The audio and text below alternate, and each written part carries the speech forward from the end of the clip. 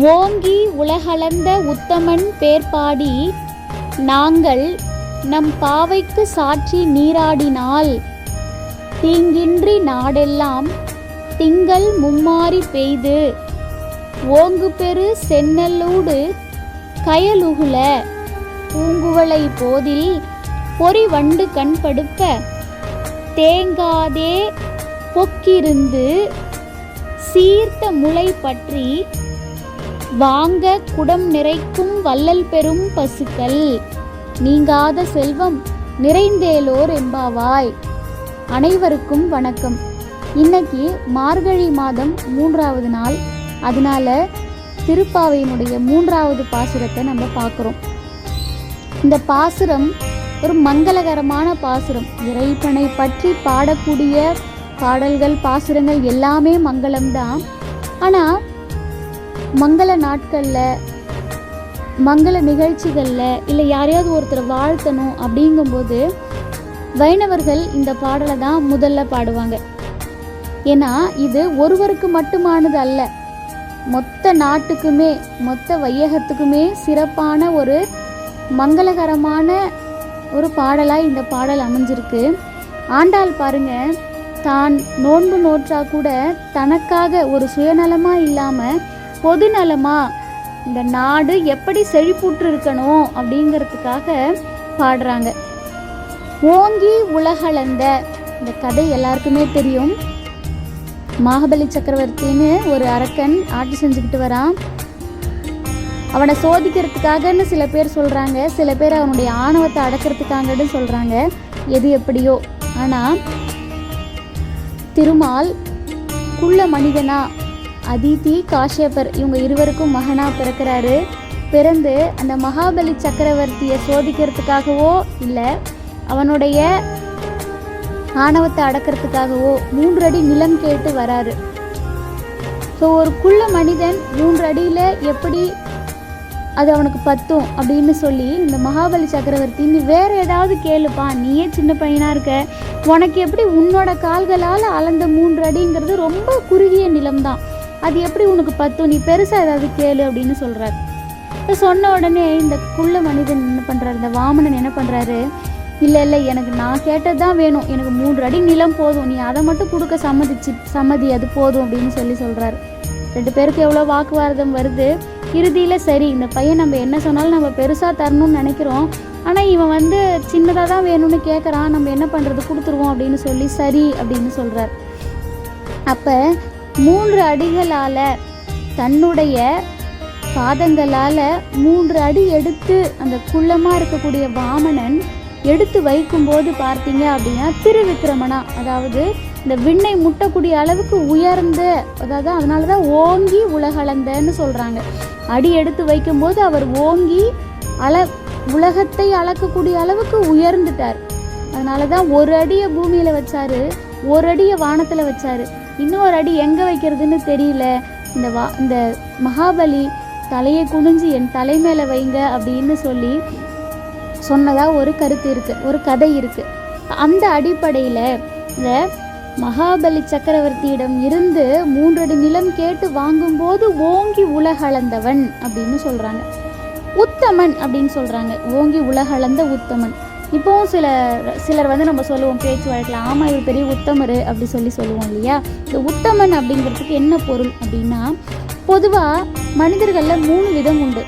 ஒன்று சுயநலமாக, எப்படியோ யார் எப்படி போனால் எனக்கு என்ன, நான் நல்லா இருக்கணும், நான் சந்தோஷமாக இருக்கணும், எனக்கெல்லாம் கிடைக்கணும், அதுக்காக நான் எப்படி வேணால் இருப்பேன் அப்படின்னு இருக்கக்கூடியவங்க.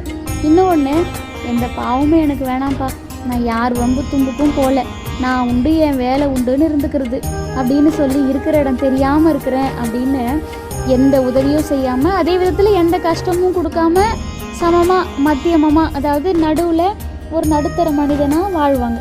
இன்னும் ஒரு சிலர், எனக்கு என்ன கஷ்டம் வந்தாலும் சரி, ஆனால் கஷ்டப்படுறவங்களுக்கு நான் உதவி செய்யணும், மற்றவங்களுக்கு நான் ஏதாவது ஒரு விதத்தில் உபகாரமாக இருக்கணும் அப்படின்னு சொல்லி மற்றவர்களுக்காக தான் விழுந்தாலும் தான் வருத்தப்பட்டாலும் தான் எதை இழந்தாலும் மற்றவங்க நல்லா இருக்கணும் அப்படின்னு நினைக்கிறாங்க இல்லையா, அவங்க தான் உத்தமன் அப்படின்னு சொல்லுவாங்க. இந்த மாதிரி தேவர்களுக்காக வேண்டிதான் இந்த விஷ்ணு என்ன பண்ணுறாரு, வாமன அவதாரம் எடுத்து மகாபலி சக்கரவர்த்தியை அழிக்கிறாரு. அப்போ அந்த தேவர்களுக்காக உள்ள பையன்னு பேசியிருப்பாங்க, அவர் என்னென்னமோ பேசியிருக்கலாம் இல்லையா. இப்போ அந்த இதுக்கெல்லாம் அவர் ஆளாகி உத்தமராக இருந்திருக்கார். தேவர்களுக்கு நல்லது செய்யணும்னு தான் அவதரித்து எல்லாம் பண்ணார். அதனால தான் அப்போ தேவர்களுக்கு மட்டும் இல்லை, இப்போவும் நம்ம நல்லவர்களா சிறந்த பக்தர்களா இறைவன் மீது பற்று கொண்டு அவரை சரணாகதி அடைஞ்சிட்டோன்னா நமக்காக அவர் என்ன வேணா செய்வார். அப்படிப்பட்டவர் தான் அந்த திருமால் கண்ணன் அப்படிங்கிறவர். அதனால தான் ஓங்கி உலகளந்த உத்தமன் அப்படின்னு சொல்கிறாங்க. அடுத்து பாருங்க, பேர் பாடி.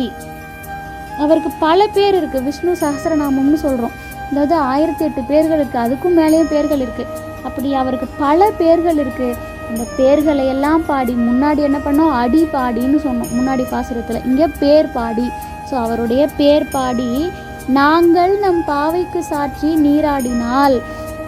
நம்ம என்ன பண்ணுறோம், இந்த மார்கழி நோன்பு நோக்கிறோம். எப்படி நோக்கோம், இந்த ஓங்கி உலகளந்த உத்தமனுடைய பேரை பாடி இந்த பாவை நோன்பு நோக்கும்போது என்ன நடக்கும் அப்படின்னா, தீங்கின்றி நாடெல்லாம் திங்கள் மும்மாறி பெய்து. நாடெல்லாம் திங்கள் மும்மாறி பெய்து. மாதத்துக்கு 3 மழை. மாதத்துக்கு 3 மழைனா எப்படி, முதல் மாதத்தோட முதல்ல 3 நாள் மழை, இல்லை நடுவில் 3 நாள் மழை, இறுதியில் அப்படி இல்லை. முதல்ல ஒரு நாள் மழை பெய்யுது, கொஞ்சம் கால இடைவெளி விட்டு அதுக்கப்புறம் தேவையான நேரத்துக்கு இன்னொரு மழை, அப்புறம் மாதத்தோட இறுதியில் இன்னொரு மழை. இந்த மாதிரி தேவையான பொழுதுல மாதம் இப்படிதான் உரைக்காரர்கள் பொருள் சொல்கிறாங்க. தேவையான நேர இடைவெளியில் மாதத்துக்கு 3 மழை. அதுவும் எப்படி பாருங்க, தீங்கின்றின்னு சொல்லிட்டாங்க. நிறைய பேஞ்சு வெள்ளமும் கெடுக்கவும் கூடாது, அதே மாதிரி மழையே இல்லாமல் காஞ்சி போகவும் கூடாது. தீங்கின்றி. அதுவும் பாருங்கள் ரொம்ப பொதுநலமாக நாடெல்லாம். ஒரு சில இடத்துல மழை தேவைப்படும், ஒரு சில இடத்துல தேவைப்படாது. அப்போ அதுக்கேற்ற மாதிரி தீங்கின்றி நாடெல்லாம், இந்த நாடு முழுக்க தீங்கின்றி பெய்யணும். எங்கே வேணுமோ அங்கே அதிகமாக, எங்கே குறைவாக வேணுமோ அங்கே குறைவாக, அந்த மாதிரி தீங்கின்றி நாடெல்லாம் திங்கள் மும்மாறி பெய்து. ஸோ திங்கள் மும்மாறி நாடு முழுக்க பெய்யணும், தீங்கின்றி பெய்யணும். பெய்து ஓங்கு பெரு சென்னல் ஊடு. இப்போ ஓங்கு பெரு சென்னல் அதாவது மிக வளர்ந்து நல்ல உயரமாக வளர்ந்து நிறைய நெற்பயிர்களை கொண்ட அந்த கதிர்கள் விளையணும். ஓங்கு சென்னல் அதாவது செழிப்பா அப்படின்னு சொல்கிறாங்க. ஓங்கு பெரு சென்னல் ஊடு நல்லா அப்படியே வளரணும், நல்லா உயர்ந்து ஓங்கு பெரு சென்னல் செழிப்பாக வளரணும். கயலுகுல அதாவது இந்த நல்ல நெல் வளர்ந்து இருக்கிற இடத்துல போய் நீங்கள் பார்த்தீங்கன்னா வச்சுக்கோங்களேன், இந்த தண்ணியில் மீன்கள்லாம் விளையாடிக்கிட்டு, கயல்னா மீன், கயல் விழி சொல்லுவாங்க இல்லையா, அதாவது மீன் போன்ற கண்களை உடையவள், அதுக்கு தான் கயல் விழின்னு சொல்கிறது. அப்போ மீன்கள் அந்த நெற்பயிர்களுக்கு இடையில் இருக்கக்கூடிய அந்த நீரில் துள்ளி குதித்து விளையாடுதான். ஊடு கயல் உகுல பூங்குவளை போதில் பொறி வண்டு கண் படுப்ப. குவளை பூக்களில் அந்த வண்டுகள் அப்படியே தேனை சாப்பிட்டுட்டு அப்படியே படுத்துக்கிட்டு இருக்கு மகிழ்ச்சியாக. அதுக்கு தான் உணவு தேட வேண்டிய அவசியம் இல்லை இல்லையா. பூக்கள் நல்லா செழிப்பாக வளர்ந்துருக்கிறதுனால அங்கேயே தேனை சாப்பிட்டுட்டு அப்படியே மகிழ்ந்து படுத்துருக்காங்க. பாருங்க, கண் படுப்ப படுத்துருக்கு அப்படின்னு சொல்கிறாங்க. இப்போ பாருங்கள், முதல்ல நிலவளம் சொன்னாங்க, அதாவது அடுத்து நீர்வளம் சொன்னாங்க. ஸோ நிலவளம் நீர்வளம் நமக்கு பசுமை புரட்சியில் வந்துடுது. அடுத்து மீன் வளம் சொன்னாங்க, மீன்கள் செழிப்பாக இருக்குது அப்படின்றது நீல புரட்சி. அடுத்தது பாருங்க, தேங்காதே பொக்கிருந்து சீர்த்த முளை பற்றி வாங்க குடம் நிறைக்கும் வள்ளல் பெரும் பசுக்கள். அதாவது இந்த கொழுக்கு மொழுக்குன்னு இருக்கான் அந்த பசுக்கள்லாம். ஏன்னா எல்லாமே தான் செழிப்பாக இருக்குது இல்லையா. இப்போ தண்ணி நல்லா இருக்குன்னா பயிர்கள் நல்லா விளையுது, அப்போ புல்லும் நல்லா கிடைக்கும், வைக்கோல் நல்லா கிடைக்கும், தீவனம் எல்லாமே கிடைச்சி அந்த மாடுகள் என்ன பண்ணுது, நல்லா கொழுக்கு மொழுக்குன்னு இருக்குது, நல்லா வளர்ந்து அது பால் கொடுக்குது. பாருங்க எப்படி பால் கொடுக்குதுன்னா, அந்த பால் கறக்கும்போது சீர்த்த முளை பற்றி அப்படி ரொம்பலாம் அப்படி பிடிச்சிலாம் இழுத்துலாம் கறக்கலைங்க, அந்த காம்பை அப்படி பற்றுறாங்க லேசாக, அப்படி பற்றி பாங்க குடம் நிறைக்குதான். அப்படியே அவங்க கறக்க கறக்க கறக்க தண்ணி மாதிரி குடம் நிறைஞ்சு போகுது. அப்படி குடம் நிறைக்கும் வள்ளல் பெரும் பசுக்கள் அப்படின்னு சொல்கிறாங்க. பாருங்கள், இங்கே பால் வந்துருச்சா, வெண்மை புரட்சியும் வந்துருச்சு. என்னமோ இப்போ தான் நம்ம இந்த பசுமை புரட்சி, நீல புரட்சி, மஞ்சள் புரட்சி, வெண்மை புரட்சி எல்லாம் பண்ணுறோன்னு காலக்கோடுலாம் போட்டு படிச்சுக்கிட்டு இருக்கோம். ஆனால் அப்போவே பாருங்கள் அவ்வளவு செழிப்பாக எல்லாமே இருந்திருக்கக்கூடிய ஒரு காலமாக அது இருந்திருக்கு. அப்படி இன்னும் அது இருக்கணும் அப்படின்னு தான் நீங்காத செல்வம் இது இப்போ இருக்குது. இந்த பாவை நோன்பால் இது எல்லாமே கிடைக்குது, இதெல்லாம் நீங்கக்கூடாது, போகக்கூடாது. எப்போவுமே இது நிறைஞ்சிக்கிட்டே இருக்கணும். நிரந்தரமான செல்வங்களாக எங்களுக்கு இந்த நாடு முழுக்க இது நடக்கணும், கிடைக்கணும் அப்படின்னு சொல்கிறாங்க.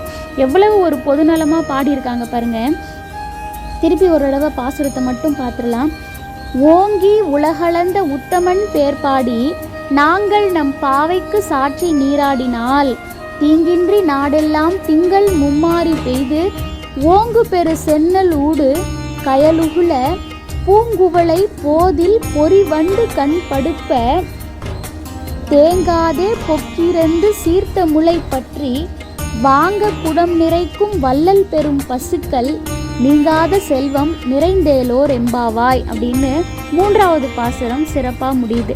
இந்த பாசுரத்துக்கான பலன் உங்களுக்கு நிச்சயமாக கிடைக்கும். அதோட இந்த பாசுரம் உங்களுக்கு பயனுள்ளதாகவும் இருந்திருக்கும்னு நம்புகிறேன்.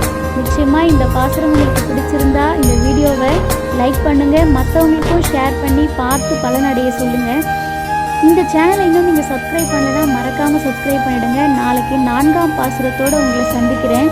நன்றி.